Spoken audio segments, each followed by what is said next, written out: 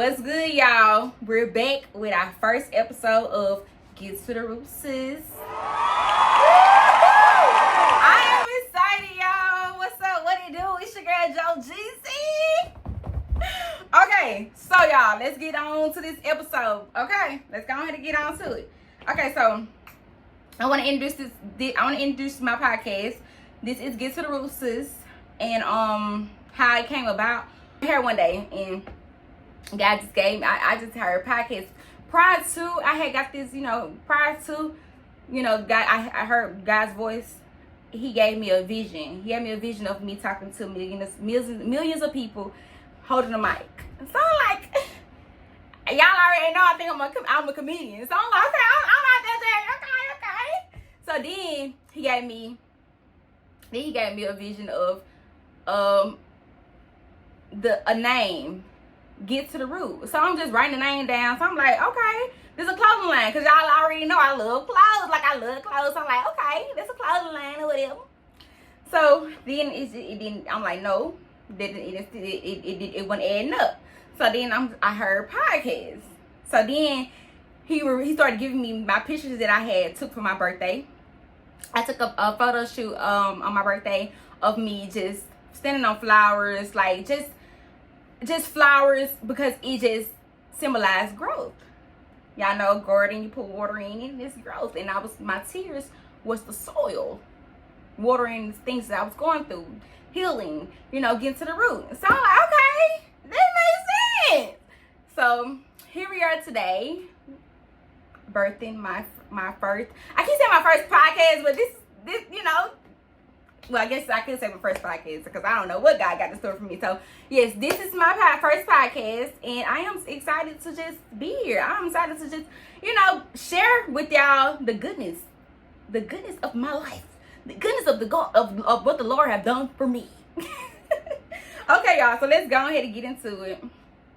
So I always just had this urge to help people. I always, want to help people. I always just been me. I always been, encouraging and not judgmental, and that's just always been me. So it just makes so much sense that we are here today.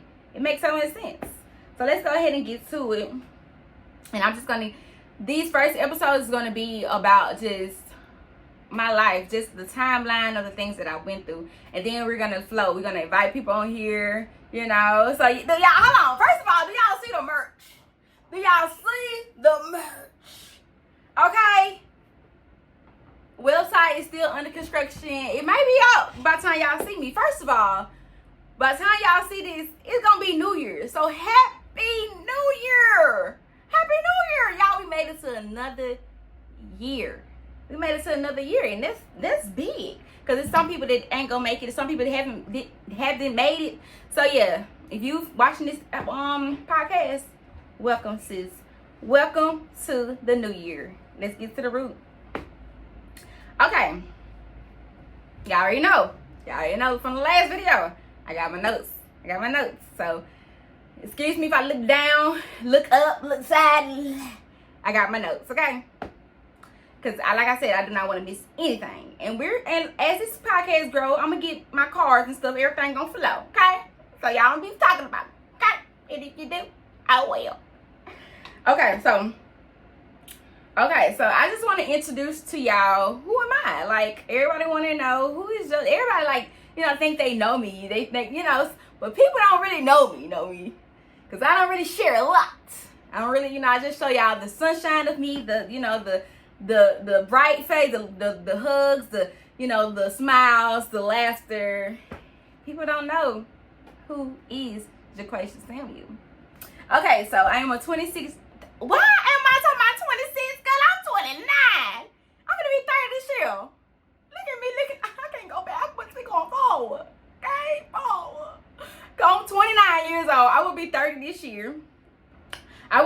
this year. And yeah, so just tell y'all a little something about me. My mom met my dad in Atlanta, Georgia. He used to work on roads, and so yeah, they conceived me in Valdosta, Georgia. And I know a lot of people say, I thought she was from New York. I am still from New York. Okay, period. I traveled everywhere. Like, I traveled with my dad from New York to South Carolina because that's where my family is from. And like I said, my mom and dad had me in Valdosta, Georgia, so they stayed there a couple of years. And if you don't know, my mom is a recovering addict, so things happened and led her to moving back to Mississippi. So she moved back to Mississippi, and my siblings stayed with my grandparents, my grandmama. So I didn't, really too much grow, like I grew up with them, but yeah. So so we stayed with my grandmother, and we kind of like, moved from house to house, and we did live in poverty. I did live in a homeless shelter, and just so much, like so much. So when my dad died in 2009, it was just like I was here. Like, I didn't get to experience, traveling with my dad all the time and going to see my family, going to New York, going to South Carolina. My best childhood memories are New York. So that's why I always hold it dear to me, because I just love New York, and just to think about it, it's big. So I always thought big. So it just makes so much sense. So I told myself, I'm gonna start lying to these folks. And tell these folks the truth. Okay. So, but like I said, New York is a part of me, South Carolina is a part of me, Valdosta, Georgia is a part of me, and Meridian, Mississippi is a part of me. Okay. So yeah, my dad died in 2009. So I moved here to Meridian. Finally just, this was my spot where I'm gonna, stay. When I was a little girl, I had no choice. So my dad died, and I was pretty much, I won't say out on my own, but my mom was less fortunate. So, and I always wanted nice things. I always liked nice things, and like, I just like, styling and dressing. So I was just like, listen, I'm finna do hair. So I started doing hair, and I started doing hair at school, and that built like my clientele. I started doing hair at school, then I started doing hair at my grandmother's house. Up until like I was in 12th grade, well, up until now, but I was in school, and I just remember, people used to come in, and they used to get their hair done 7 o'clock in the morning, and I used to do hair from morning time to nighttime. And y'all, please forgive me if I'm saying, because I am really, really, excited. And yeah, so if I trip on my words, what I'm saying, y'all gonna see me growing over the time with my podcast. But for me to be here and talking with y'all, and if you know, I always struggle with talking in front of people, just talking, period. So for me to be able to talk to y'all right now, recording myself, is big. So I just know that it's gonna go, it's gonna do exactly what it's gonna do, period. So that's enough about me. Let's get to what we were talking about in episode 1. This is like a summary of what I'll be talking about, so y'all can get a feel of what I'm talking about. Okay, so 2019 was the year everything shifted. Postpartum depression hit me harder than I expected, not just emotionally but spiritually.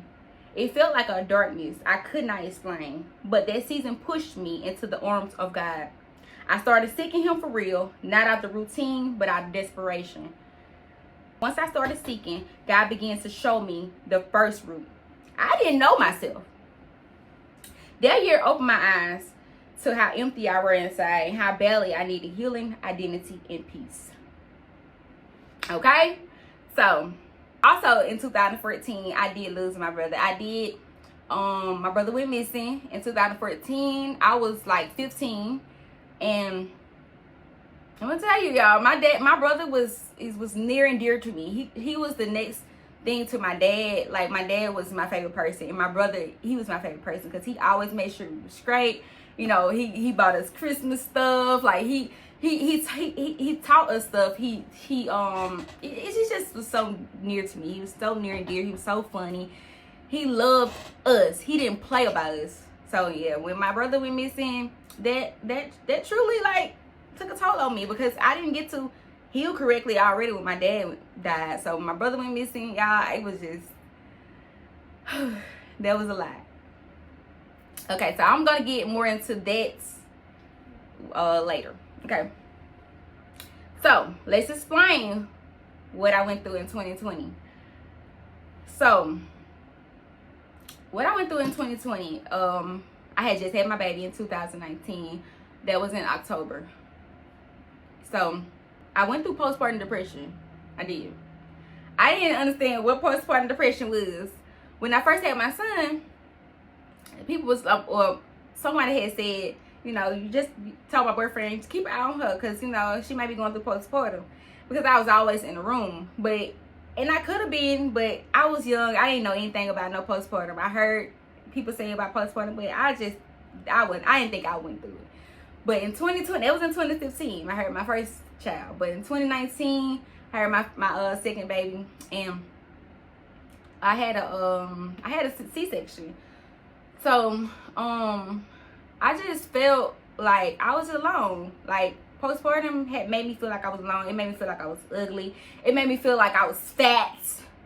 It made me feel like, you know, I was just less than. I just felt like, you know, didn't nobody like me. Didn't nobody, you know, love me. Wasn't nobody pouring into me. Wasn't nobody, you know, I didn't have that support. You know, people didn't know to support, you know, didn't know that knowledge to support me, but I didn't have that. So in 2020, that's when I just started. Mind you, I always been spiritual. My mama always told me like the stories of me, you know. So I always had a connection with God. I always knew God, like I always knew God. But in this particular season, I was pushed to actually get a relationship with God. So I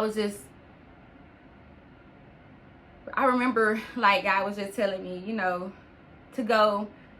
Go out to eat by myself, and I started going out to eat by myself. I started going to the gym. I just started doing the things that I wouldn't normally do. So I just started doing things like that, going out to eat. Like, it was weird. Let me tell you something. Going out to eat by yourself is when I started off was weird for me, but it pushed me to, you know what I'm saying, to love myself, really, truly love myself.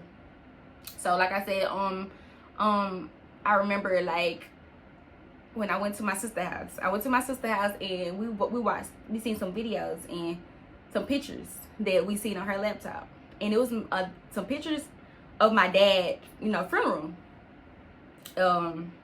So I seen them pictures, and you know, I'm thinking nothing of it. I always been the type of person to just hide my emotions.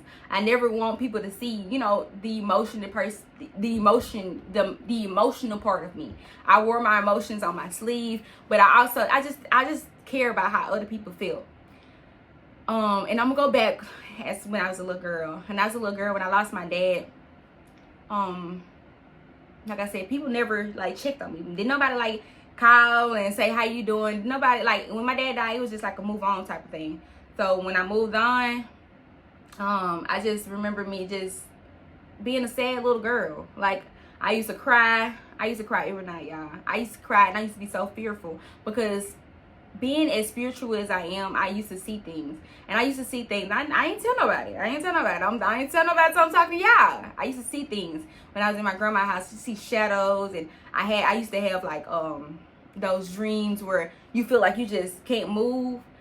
And I was just really fearful, and I cried every night. I cried every night. Sometimes I didn't even know I was crying. So it was just like a routine of me just crying and waking up, and I just be happy. Like, just still joking, still laughing. A lot of people like didn't like me laughing. Like, older people, like, they didn't like me laughing. Even when I went to school, like, I used to just clown and just get in trouble for clowning. But now, like, me growing up and realizing that that was my coping, you know, my coping thing. Like, I just love to see people, you know, laughing.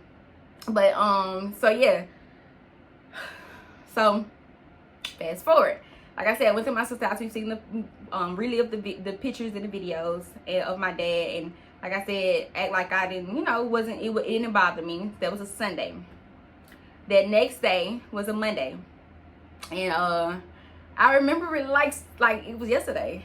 I was doing hair, and I started to get like, my chest started going real fast. So I'm like, what is going on? Like, I'm just like panicking, like trying to breathe, just trying to understand what's going on. Like, oh my God, I'm finna head up out of here. Like, it just felt like I was really finna head up out of here.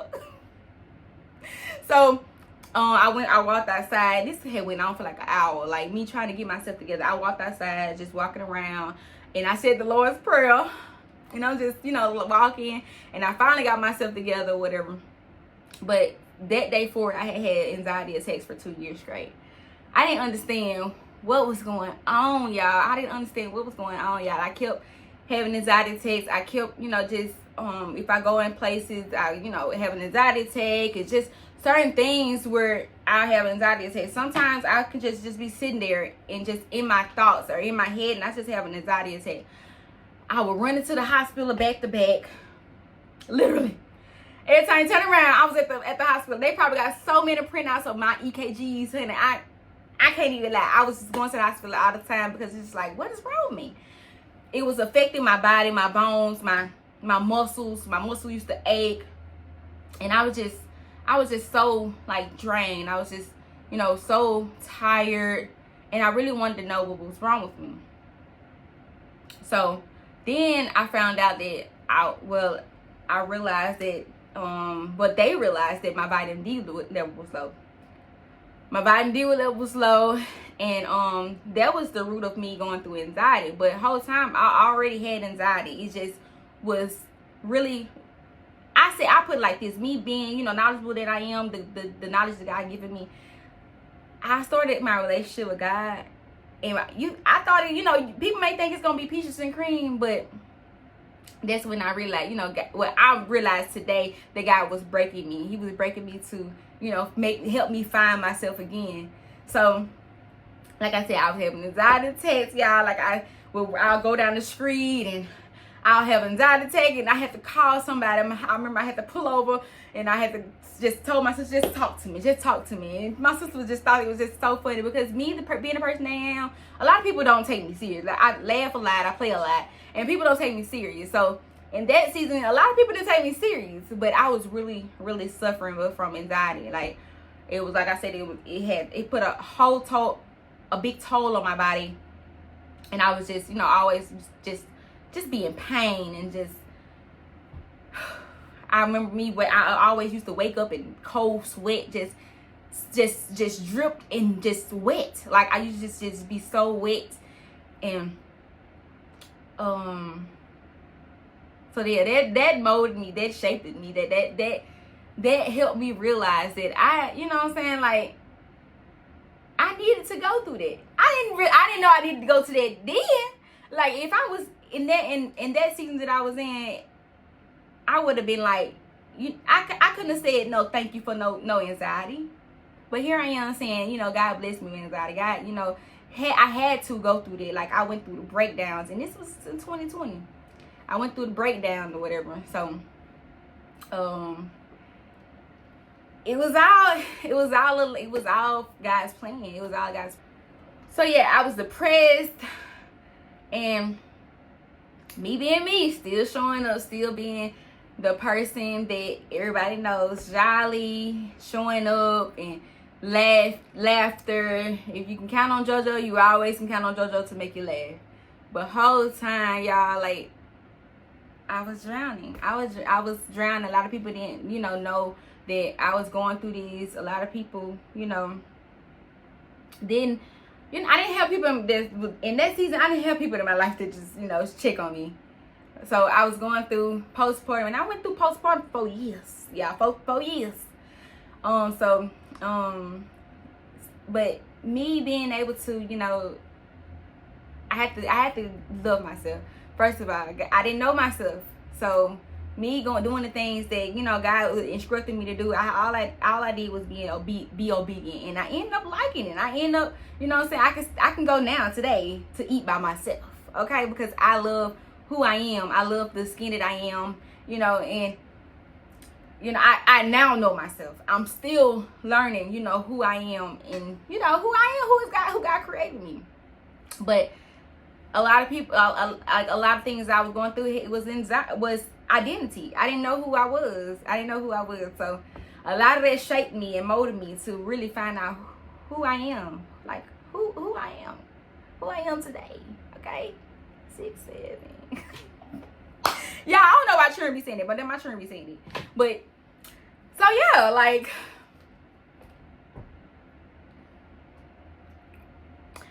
and then when my brother went missing, we found my brother.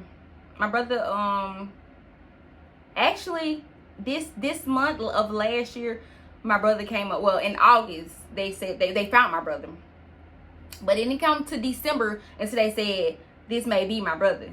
So last year, I'm like, I can't take this into the new year. You know, I can't take this to the new year. They need to come on with results. You know, so they never did come on with results. So whole December, I'm just like, you know, pasting. I'm going through what I'm going through. And I also was on this 6 months journey of not smoking weed.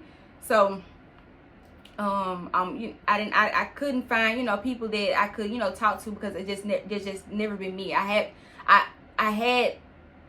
didn't have people that I can, you know, talk to, but, you know, I had people that I can talk to, but I always thought people would think I was crazy, because the things that I've seen, the things that, you know, that God gives me, the dreams and stuff, in how spiritual I am, I think, you know, I be thinking people think I'm crazy. But whole time I had to release this stuff. I had to, you know, I had to talk about these things, because I was battling. Little did I know I was battling with things with my head. Like I was battling things with my mind, and that's what caused me to have anxiety attacks, because I was just holding so much in and not talking about it. So January is when January of this year is when they released my brother, and we finally laid him to rest. So it's been 13 years. It was 13 years. My brother went missing in 2014, and it's been 13 years. So this year is when they, you know, released him, that it was him. But then when I think about it, I'm like, you know, people saying, you know, why it take so long, or he was right down the street, and, you know, people didn't know, or, you know, why it take so long. And I thought about, you know, everything happened in perfect timing.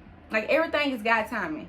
If God would have gave me this when I was going through anxiety and attacks, if he would have gave this to us when, you know, 5 years ago, 4 years ago, 3 years ago, I probably would have been in a mental home.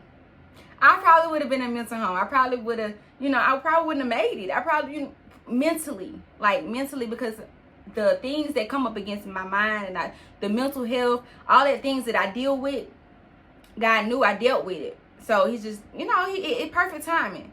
So when my brother came about, not gonna lie, I was just like, you know, like I said, I've been on this journey since 2019, 2020. So it's 2025. So I'm like, you know, I'm just, you know, God, I'm healing, you know, I'm just getting to the root of a lot of things, and here this come. But like I said, healing is not beautiful. Healing is not, you know, just peaches and cream.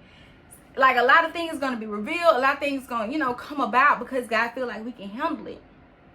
So like I said, revealed my brother, whatever. So that was another thing that, you know, I didn't feel like I had to start over, but God had also prepared me for this moment. And I'll never forget when his remains came about. His remains came out. I'm like, my mama know that, you know, I deal with anxiety. So my mama was like, yeah, I don't think you should see it. I don't think you should, you know, see it. But me, I heard God, and he said, see it. He told me to look at it. And I'm thinking, you know, if I look at it, I'm going to be seeing flashbacks in my mind. I'm going to be seeing, you know, I'm going to be seeing this, like, this is my brother. And bones, y'all. So I seen him, and I cannot lie. God, everything was meant, because God said, if you truly want to heal, then let's heal for real. So I had to go ahead and, you know, see my brother, and really like, you know, so God can really heal me. So that can be not saying a chapter a chapter closed, because it's next step. Like, okay, so now I gotta heal. Like, I gotta heal. Like, heal this. Like, so, like I said, seeing my brother, whatever. So, yeah, like, it was challenging. It was challenging, but being, like I said, God had my back, and I relapsed, y'all. I relapsed in January because, like I said, I couldn't talk it out, and I felt like I had to cope with it. I felt like I had to, and that was all wrong. But I felt like, so I just relapsed, and now I'm talking out today, and this is my second day I haven't smoked. My second day, y'all. Second day. So yeah, like I said, I did relapse, and God had, he said he sent people in my life, even though they was for, season or whatever. He sent people in my life to, to help me and to really exercise the gift that he gave me. And he sent people in my life, and still people pour into me, to send me text messages and tell me to keep going, and just different stuff that God had already in order for me to keep going in this season. And he sent a group, I have a spiritual mentor, and it's a group that I had seen on Facebook, and I'm like, it draws into me. The lady draws into me, so I'm like, because, like, me being who I am, I see straight through people. Like, I see straight through people, so I cannot learn from different people, and I know that they coming off as judging me. Like, I wanted somebody to teach me. So God, that when a young lady posted it spoke right to me. So I joined that group, and I never knew that group was really truly sent by God, because it's so much that came up against me this year, mentally, that I needed these women. I needed some real intercessors in my life, real intercessors, people that's way farther than me than in this walk, way farther than me. So this year, God told me I was a party promoter. And I love doing what I'm doing. I love people, y'all. I love people. I remember I used to go, I'd be in the clubs and hugging everybody. Like, you look so pretty. I love y'all. Like, But God told me I could no longer be in those environments this year. And as I went on my walk with him, like, I all I know was walking my truth. All I know was be myself. I didn't care who looked at me and said she loved God and she doing this. They ain't had nothing to do with me, because I know God loved me for real. But I cannot lie, they did, distract me. They did get me off my, they did discourage me, because it's just like, these people know more than me. But, so I realized that I was, I still was dealing with identity. I still didn't know myself, because it's just like, if you know who you are, if you know who you are in Christ, if you know that you truly is God's daughter, then a lot of stuff, shouldn't phase you, like, so he said I couldn't be on no more flyers this year. I turned down people like, can you be on my flyer? And like, I'm like, it's his birthday, but no, I'm sorry, y'all, no. So I just had to be obedient in my life.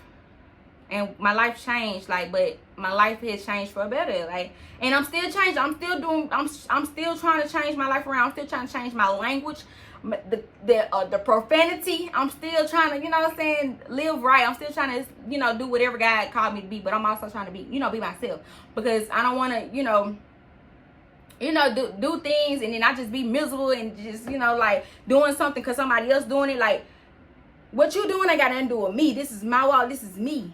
Like, I'm me. Like, I'm who God called me. Like, not you. And, like, I never looked at nobody else's journey. I never looked at nobody who, nobody else, how nobody else lived. And that's just me. I always been me. I always just, if I like something, I like something. If I don't, I don't. So, I had to, God was preparing me. God prepare me. And I remember the year before that, y'all, like, I used to be indulged in Facebook drama. And I ain't gonna, like, I'm not talking about, like, you know, like, egging it on or being messy. I was just, you know, like I said, I always just wanted to be funny. I just always been me, just trying to make people laugh. But God said, put away your childish ways. And it makes sense to where I'm going, because he said that don't align to who I'm calling you to be.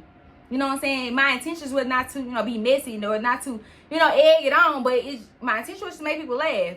But God said, you can't no longer do that. So I said that year, I said, listen, I can't dodge and none of that no more. I can't dodge none of that. But it makes so much sense, because God was birthing this podcast, and he want women, young women and women to, you know, look at this and be like, you know, like, she's talking to me, or, you know, somebody that can receive it.